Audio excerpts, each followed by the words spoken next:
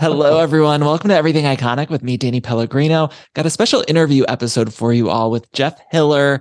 Jeff stars in an HBO show that I'm just completely obsessed with. You probably heard me talking about it, Somebody Somewhere. Jeff, how are you today? I'm good. How are you? Good. I've been talking about the show because I love it so much. And I didn't realize we share a publicist and a manager, Brittany. We love them all. But they both reached out and they were like, we heard you talking about this. You need to have Jeff on your show. And I was like, I'd love to, because I just think it's the most beautiful show. And it's just wrapping up its second season. I want to kind of start from the beginning. Did you know Bridget Everett, who also stars in this? Did you know her before the show started? I did. We knew each other, but I wouldn't say we were like, I don't think I had her number in my phone, but we knew each other. Yeah. Right. And did you respond to the script, like the pilot script, as soon as you got it? Or how did you feel when you first read it? I mean, like real tea, I would have auditioned for anything. It's not like I was like, does this appeal to me? I was definitely in a place where it was like, any audition, yes. Sure. But then when I read the script, I was like, oh my God, this is actually really, really good. I really like to be in this. This would be really, really good. And I also felt like, oh my God, I could actually play this. And I also was like, it'll never go. Right. Well, it's sort of surprising to me because, and I hope this isn't the wrong wording or anything, but it's a bit of a different show. It's not as flashy as I think something like Succession, which also airs on the same night on HBO. Right. But it's so beautiful. And the thing that I find when I talk about it on this show or on social media or whatever, it's that the fans have such an intensity of love for it. Perhaps because it's got a little bit of an underdog nature. Are you finding that with the fans? They just have this deep connection to it? Yeah, it's like, like I'm sure Pedro Pascal can't walk down the street. I can walk down the street, but two people will passionately tell me how much they love the show. Right. So we're like, did you ever see that show, Title of Show on Broadway, where they have that? Yeah. They have this song called "I'd Rather Be 9 People's Favorite Thing Than 1,000 People's Ninth Favorite Thing," and we're 9 people's favorite thing. Yeah, well, those 9 people, we fucking love it, and I'm counted in there. How do you feel about the way that the season wrapped up? I know this is going to air after the finale airs. How did you feel about this story close? I thought they did it really well, because I like that the show. I love that Joel and Sam are back together, obviously, but I like that they still made it a little prickly. Like you can't go back to that codependent relationship that they were in once one of you was dating somebody. And I think they made Sam grow and change, but they also allowed her to have that little, like, I just want a little alone time right now, And I think that that's really smart and unlike most shows would do, I think. Yeah. Were you nervous about the friendship breakup that happened during the season? Yes. Yeah. Yeah, absolutely. Yeah. I mean, I was even worried, like, because Bridget is such a good actor, but she's always telling people I'm not a good actor, or like I'm just a regionally recognized cabaret star or whatever. And she's so good that when you're in a scene with her and she's yelling at you, there was a little part of me that was like, is this real? Does she really hate me? And also, Joel did lie to her, and I was a little worried about that too. I mean, I completely understood why he did it, but I was a little worried. I want to know where you stand. Do you feel like he was right to hide that information from her? Did you understand it? What do you think? Yeah, I understand it completely. I mean, she literally says no new people, and here he wants to introduce this person that gave them diarrhea, that they made fun of together, that is, aiming to sort of take her place, because right now they're sort of in this platonic love story. And so I get why he wouldn't tell her, but I'm old enough now to know, like, you got to be upfront with crap like that. Otherwise you'll hurt people. And I understand why she would be hurt by that too. Okay, you brought up the diarrhea scene, which was truly the funniest thing. My boyfriend, he came in the room while I was watching that Oh scene, God. and he like really loves toilet humor. Like he's very much a child in that way of like if somebody farts on TV or something, he's like loving it. Good for him. So he happened to walk. I know, I appreciate it too, but like I think there's some people who are maybe turned off by that kind of stuff, but we all laugh. Everybody, what's the saying? Everybody poops. But he came in just at that time, and he just had like this guttural laugh watching that scene. It's so fucking funny. It's you and the Sam character talking on the phone, and it's weirdly like sweet and relatable, but then also there's like explosive diarrhea happening. So forgive listeners if this is gross to you all, turn this off now, but I really want to like break down that scene. So was there sound effects while you were filming it, or did they add them in post? They added them in post, and I like before that they were like, "Wow, you're really brave for doing this." And there was like an intimacy coordinator there, and I was like, "Please, this is nothing." But then when I did see it with the sound effects, I was like, "Oh my God, this is very vulnerable." Sure. Yeah, probably more so than a sex scene or anything. I mean, it's way more. Yeah. Way more than a sex scene. I was like, "Oh my God." You must have watched Sex and the City. Did you watch Sex? Of course, yeah. Did you see that Oprah episode where the 4 women were on at the series finale, pre-movies, and they asked each one what was like the most vulnerable thing or the most like scary thing they did? And SJP said the one episode where she farted. She farts in front of Big. Yeah. She farts in front of Big. And I was like, when I saw that show when I saw that episode with me just like destroying a toilet, I was like, oh, Sarah Jessica, this is gonna ruin you. If you thought that one little toot was bad. Oh, it was so good. Were you on the phone with Bridget while you're actually doing it, like when you're filming your side of it? Yes. So they gave me a little earpiece, and she talked to me like from a basement or something like that. Like and then I did the same at on the set, where her house is, and we were able to sort of improvise, and then they could just use like the improvised parts, just like my recorded voice from the phone, if blah blah blah. Yeah. So it was. I thought that was smart that we did. Don't say blah blah blah, because I am so into these nitty gritty details of the scene because it was just so good. Wait, do I have any other diarrhea questions? I do want to say though, you mentioned the Oprah Sex and the City thing, and Tina Turner recently passed, and I ended up in a YouTube spiral, like watching old Oprah episodes. And there's of course so many times where Tina was on, and I just missed. And when Oprah wore that wig, remember when she did that phase where she wore that wig? Yes, Jeff, she wore it everywhere. Just kept wearing it. I think she was like, Stedman told me I'm not allowed to wear this wig. Stedman finally made her stop wearing it. There's also a time where Cher and Tina were both on together with Oprah. I think they were doing maybe like a Vegas tour or something. I don't remember what it was, but it's just like that was the best show. I mean, I miss it so terribly. Me too. Yeah. Okay. I don't think I have any more of the pooping questions, but I did just think that was just the best scene. And also I think what is so great about your show is just that it's able to sort of flawlessly mix these things that, I don't know. It's a very, it's a tightrope balance of being able to have a scene like that and then have these like such emotional scenes or things dealing with grief. And in the finale of season 2, it opens with the funeral and ends with this wedding. And it's just, you have these beautiful life milestones. And I think that real life stuff is really funny and true. I don't know. I mean, I don't get me wrong. I'd love to be in a show where we're flying in helicopters to our mansions, but I think there's some variety that's nice. Where are you from? Texas. Okay.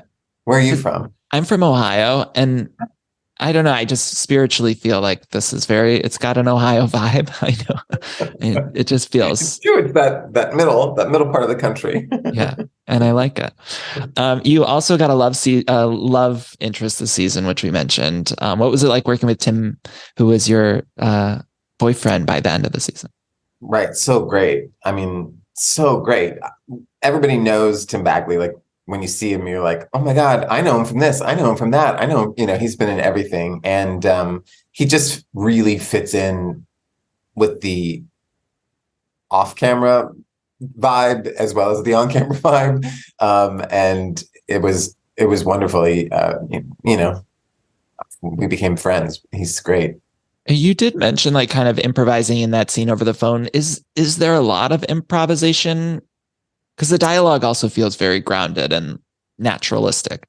Yeah, I mean, we improvise, but we don't like go wild. It's like you take, and especially in season 2, like we know our characters well enough that we could sort of, use things that we had discovered in season 1, and basically it's just like changing the words so that they fit in your mouth a little bit better. Right. But, I always say it's like, we're not like, I think when you hear improv, you think like 40-year-old virgin or something like that. And it wasn't improv like that. It was more improv like trying to make it, like how you would act with your friends, because it's all about trying to make it seem really real.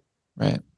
What's happening with season 3? Like, where are we at there? Like, do I need to write a letter or something? Or Annie, are we... Get out your pen and paper. I'm ready. I'm ready. Have we heard anything? Nothing yet. No. Okay. But there's lots of hope. I don't know. Maybe because the writer's strike, they're not allowed to do that. I don't know. I have no idea. I'm making that up. Yeah. Well, we will be demanding it. We will contact our reps about this if needed. But where do you see, or where would you like to see Joel go next season? I mean, he has that in season 1, he had that vision board of all these different things that he wanted in his life. And I just love that he is going for it. Like, he was very proactive in finding Brad, his boyfriend. And I just hope he continues to do that. I hope he gets that Vitamix and the double oven. Yeah. And whatever, maybe a dog. And what about him and Sam? There is a little hint of kind of ambiguousness, even though they are together by the end of season 2.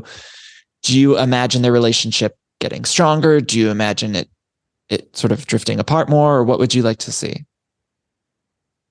I mean, I'm not in the writer's room. Bridget is. I'm not. My hope is that they define a new type of relationship. Because I actually think that, like, while it was this beautiful honeymoon that they had at the beginning of season 2, it was also a little unhealthy. They were so close that it was at the exclusion of all these other people. And I hope that they can continue their really close friendship and the beauty that they have with each other, but also can maybe be, I don't know, have a community instead of just each other. Right. It really feels to me like the world keeps getting built out more and getting to know some of these other characters that are introduced. I don't know. I love that aspect of it too. I often think of like something like The Simpsons, which starts so insular with this family, and then it just keeps building and building and building. It's like, I want us to be on season 10 of this show and just getting to know like other townspeople. Comic book buy or whatever. Yeah. That's like my dream. If this was the end, would you be satisfied with the way it wraps, or no? I wouldn't be. But no, I'm not satisfied at all with it. I mean, I think it's a great season, but it's not a series finale, in my humble opinion. No. There's this lightning bolt thing, and perhaps I missed something, but is the lightning bolt stuff significant? And I just like totally am being stupid and missed it somehow. But I noticed like on the set, in Sam's house, there's a lightning bolt. She wears the lightning bolt necklace. Like, is there some sort of thing there?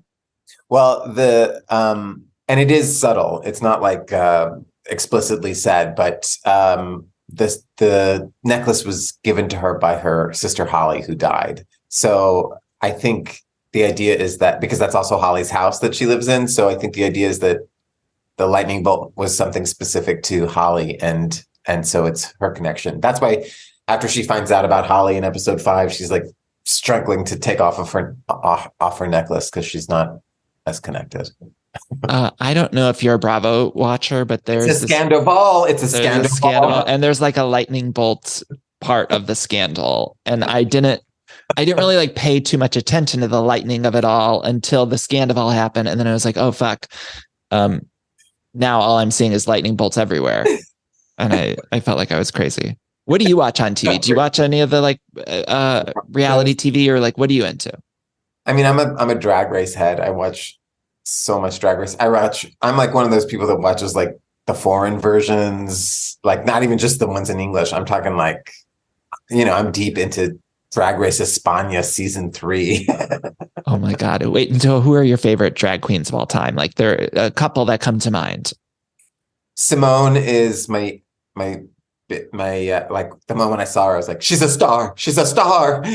She's the only one I've called winning from the first episode. So I somehow, I made that happen. Yeah, of course. You willed it into existence. You secreted Exactly. it. I love Jinx and Ben de la Creme. I love Latrice Royale. I love Bob the Drag Queen. I think Bob the Drag Queen is like a genuine, like, could have been a comedian. It's not like a drag queen comedian is a comedian. So yeah, but I love all of them. I love Raja. I've watched every incarnation. Right. There's very few that I don't like, and I won't say they are. Wait, tell me. You'll tell me later, right? Okay. Yeah, I'll tell you later. Okay. I briefly brought up Housewives, but you also were in something called Hotwives, which was a Hulu show created by our friend. I think Danielle Schneider created it, right? Did she create it? Yeah. We love Danielle. And what do you remember from that experience? Like, did you go in before you did that? Did you do any kind of like recon or something, or research into that world? Or I did. Well, I used to watch the Housewives. I don't anymore, and I'll tell you why I don't watch them anymore. How dare you, Joe? Because I know. It's okay. No, it's okay. It's okay. It's because I'm so afraid of conflict, and I noticed after I would watch them that my hands would be clenched into fists, and it was especially after like season 3 of New Jersey that I was like, I cannot handle this anymore, and I made a mental health decision not to watch it. But at the same time, like, you're braver than the rest of us. I dip in. Like I've watched Beverly Hills a few times, and I think I quit watching on the regs even before Beverly Hills began. But I got to check out Lisa Rinna when she was on. Right. But wait, I feel the opposite of you, because I feel like I get out all my rage watching it, and then I like just. I'm not a conflict person. I'm not a dramatic person. I feel like I get all that out when I'm watching it through vis-a-vis them, and then I go about my day and I don't have any drama. I wish that were true of me. Like, oh, that's so good. That's so good. I mean, I probably should go back to it because it's like probably a healthy thing to face conflict. Right. Wait. Okay. So back to Hotwives. Was there any like? What was a memorable? Do you have anything memorable about that experience that you? Sure. I mean, that the budget for that entire series was $3. I mean, it was a Buffalo Wild Wings gift card is what they gave all the actors. I mean, close. It was like 6 episodes, and they shot it in a week. 1 week. I was just telling Danielle, I was like, we need to reboot it. Like, I would like to see that show come back. But yeah, it's probably no money. I would love that. My character was sort of based on that guy from Flipping Out, Jeff. What's his name with the lips? Jeff Lewis. Jeff Lewis. And so I had already been watching that because I remember in the first, because he has a different show now, right? Or does he? I think he's got an Amazon show, which I haven't watched it, but yeah, I think he's on Amazon now. Oh, yikes! Just like Tim Gunn. Start on Bravo and on Amazon. Those early Bravo stars, though, there was nothing like them. Like those early, I don't know, the people. There was like a woman, Jackie Warner. I think about her all the time. She was a fitness instructor, and I'm like, how did that happen? Like I was just gym. Yeah, right. She looked like Susan Powder. I remember I was a teenage boy, closeted, living in Ohio, just being like, I gotta watch workout tonight. Like I gotta check in with my trainers, like not my real trainers, just the TV ones. Oh my God, I'm so much older than you. I love that you had that in your high school years. That's so beautiful. I mean, workout was, that was like early 2000s, right? I think. Yes. Yeah. I don't know. Probably. Yeah. But I was already living in New York, so that would make sense. Jeff, you have a baby face. You have a baby face. So. Thank you. But anyway, Danielle loves that show. So does Donna, who also created it with her. And then I think that's how Bitch Sesh happened. I think they bonded when they were like, Casey was like, I'll do it. I love the Housewives. And then I think that's why that became such a huge phenomenon. But I remember that we were all just like in these weird, gross houses in Santa Clarita. And, every episode is like, the big event that I'm having tonight, like, and so it was always just like us and a bunch of extras who were like, I'm sure getting paid like $2 a day, and they didn't look like they were creme de la creme of Orlando. So like the wardrobe people would try and they'd be like, put on this hat. And also, we didn't have a lot of money, so like all of our wardrobe was our wardrobe. Like we had to bring our own clothes, and they would like shop our closet. So it was like 3 suitcases of clothes that you brought, and then they'd be like, "I guess put this cardigan on." I don't know. We need this to be rebooted. Like you're just making me want it even more now. Like if there's not much production, let's just light up cameras. Let's go. And that they really did let us improvise, and we could improvise because like you could go crazy because it was. It's like such a crazy thing. So you could be just like, there's a glass Fabergé egg in my asshole, I just remember some fight, like somebody says, you need to calm down. And it becomes this like big, which is so Housewives. It's like, you can't say that. You can't say that. Exactly. And they would do that thing where they would slow-mo, calm down. It was really good. They're good. Jeff, this was so delightful getting to talk to you. Anything else you want to leave viewers and listeners with about this season of Somebody Somewhere? Anything you want to maybe not clear up about the season, but anything, Oh, you know what? I would just say if you ever talk to somebody who's like, I don't know if I should watch that show. People are like really concerned it's going to make you cry. And I just want people to know it won't. You can watch it. It's like a hug. It's not like a cry. Wait, Jeff, it's so funny you said that because I just was tweeting about the show as I do. And my friend Simon texted me. He's like, I'm scared to watch this because I'm an emotional person already. Like, will it make me too emotional, like too sad? And I was like, no, I feel like I end the episodes having like more faith in humanity. Like I feel like inspired after watching it. And when I do cry, it's like that very good therapeutic cry. It's not like it's crying from like, oh, that's just so sweet. It's not crying from like, I have trauma and this is bringing it up. Yeah. I think it's just like the most brilliant show ever. And I'm obsessed with it. And I just think it's so special and we must cherish it. And if I don't get a season 3, like I'm going to be so fucking devastated. And I don't know. Let the writing campaign begin. It will not be good. It's like Justified or whatever.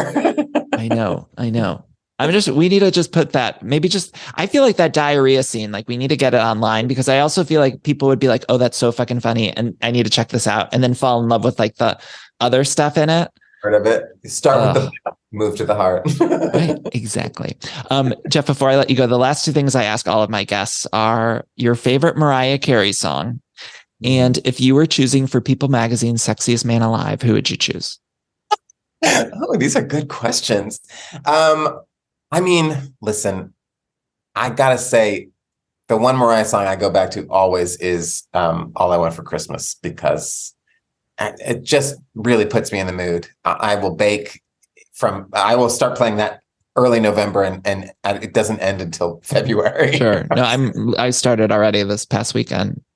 Listening. Good. Christmas in June, it should be. Yeah. I actually have this theory. I think I mentioned this on the show before, but I think that song works better in the middle of the year because it's so catchy and good. And sometimes towards the end of the year when you hear it, it's like you're hearing it all the time. But if you play that at a party in May or June or something, the crowd goes fucking nuts.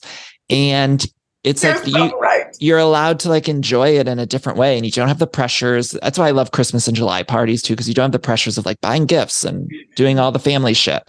But then you get to listen to that great music. And every time I've had people over, like even like a little, not that I have big parties, but if I have little parties or something in a May or April or August, doesn't matter. that song always comes on. My brother got married in September. I had the DJ play it, the whole dance floor. Like everyone was like, what the fuck is this? Like everyone's looking around and then they get to the dance floor and just lose it.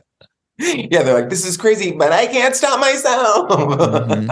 Was there any songs in your show that didn't get cleared? Because there's lots of music, but is there something that like you guys wanted, or maybe you don't even know that, but is there like? Well, I don't know if it didn't get cleared, but there was a song that we sang together while we were riding bikes, and it might have just gotten cut because it was too, I don't know, on the nose or something. They cut a lot of things because it seems too TV show or whatever. But we sang that old song, "On the Wings of Love, only the two of us." And I do love that song, and I was a little bummed that it got cut. Maybe in season 3. The season ends with that Gloria song, and it's so good. And I just hadn't heard that song in a long time. And of course, after I watched, I was like, oh, okay, I'm adding it to my Spotify. Okay, sexiest man alive. Who would you choose? Oh yeah. Good. I mean, God, I have fallen under the Pedro Pascal cult, but especially at the Met Ball. Oh my God, he looked so handsome. But I'm going to go classic. Oh, alive. Okay, good call. Oh yeah, I mean they don't have to be. No rules. Get man dead. There's no rules. I'm not People Magazine, so we could change that. I think who. I think I'm just going to say Pedro Pascal. Just but wait, like, who is the dead person? Now you have to tell me. I know, right? Well, I do find Marlon Brando and Paul Newman, like they make. I look at them and my tummy rumbles and feels weird. Yeah. Wait, but did you see that thing that went viral recently where it was like people were trying to decide, or I think somebody tweeted a poll of like who younger version of those two who is hotter, and it was like neck and neck.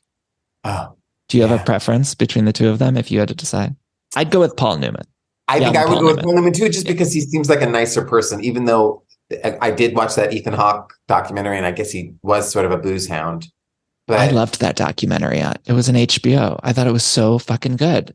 Me too. But I also read Rita Moreno's autobiography, and she basically attempted suicide because Marlon Brando was so cruel to her. So I'm going to go Newman. Also, you get some salad dressing out of it.